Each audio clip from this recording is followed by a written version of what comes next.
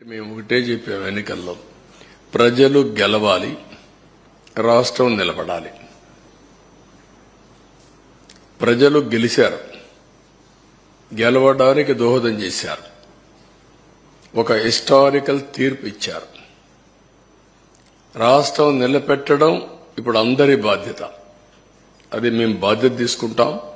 అదే సమయంలో ఎప్పటికప్పుడు ప్రజలు కూడా సహకరిస్తే తప్ప సాధ్యం కాదు. అందుకే మొట్టమొదటిసారిగా 7 వైట్ పేపర్స్ పబ్లిసైజ్ చేస్తున్నాం. సమయం కూడా తక్కువ ఉంది. ఒక పక్కన నిన్నటి వరకు ఫార్మాలిటీస్ అని మేము కంప్లీట్ చేయాలి. అది అయిన తర్వాత కేంద్రంలో బడ్జెట్ పెడుతున్నారు, ఇక్కడ బడ్జెట్ పెట్టాలి. కేంద్రంలో బడ్జెట్ పెట్టే ముందు మన సమస్యలన్నీ వాళ్ళ దృష్టికి తీసుకొచ్చి ఎంతవరకు వీలైతే అంతవరకు మనం ఫండ్స్ తెచ్చుకోవడం కానీ, అదే మరి ప్రాజెక్టులు తీసుకోవడం కానీ ఇవన్నీ జరగాల్సిన అవసరం ఉంది. అందుకే ఒక 20-25 రోజుల్లో 7 పేపర్లు కూడా చర్చలన్నీ కంప్లీట్ చేసి మళ్లీ మేము అసెంబ్లీ సమావేశాలు పెట్టుకుని బడ్జెట్ కూడా ప్రవేశపెట్టాల్సిన అవసరం ఉంది. లేకపోతే మళ్లీ ఒక సంవత్సరం మనకు ఒక కన్ఫ్యూజన్ లో పోయే పరిస్థితి వస్తుంది. అందుకే మేము 7 సబ్జెక్ట్స్ కూడా మీకు ఒక ఐడియా ఉంది. మేము కూడా టైం టేబుల్ ఇస్తాం. దీనిపైన తరోగా చర్చ చేస్తాం.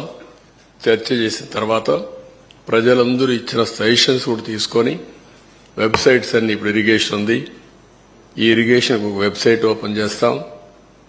టోటల్ డాక్యుమెంట్స్ అన్ని అందులో పెడతాం. ఎందుకంటే ఒక అలవాటు అయిపోయింది, ఏది చేసినా ఎదురుదాడి చేయడం. ఒక మీడియాలో ఇదే పనిగా వాళ్లకు క్రెడిబిలిటీ లేకపోయినా, విశ్వసనీయత లేకపోయినా చెప్పిన తప్పులే 100 సార్లు చెప్పి ప్రజలను నమ్మించే ప్రయత్నం చేయడం. దానికి చెక్ పెట్టాల్సిన అవసరం ఉంది. దానికోసమే ఈరోజు మా ప్రయత్నం. తప్పకుండా ఎప్పటికప్పుడు వాళ్ళు చెప్పినట్టన్నిటికీ కూడా ప్రజలే సమాధానం చెప్పే విధంగా ప్రజా చైతన్యాన్ని తీసుకొస్తాం. ఇప్పుడు ఫస్ట్ తీసుకున్న పేపర్ మేము చూస్తే 2 భాగాలున్నాయి. కానీ మొదటి భాగం పోలవరం, రెండోది ఇరిగేషన్ ప్రాజెక్ట్స్, సాగునీటి ప్రాజెక్టులు.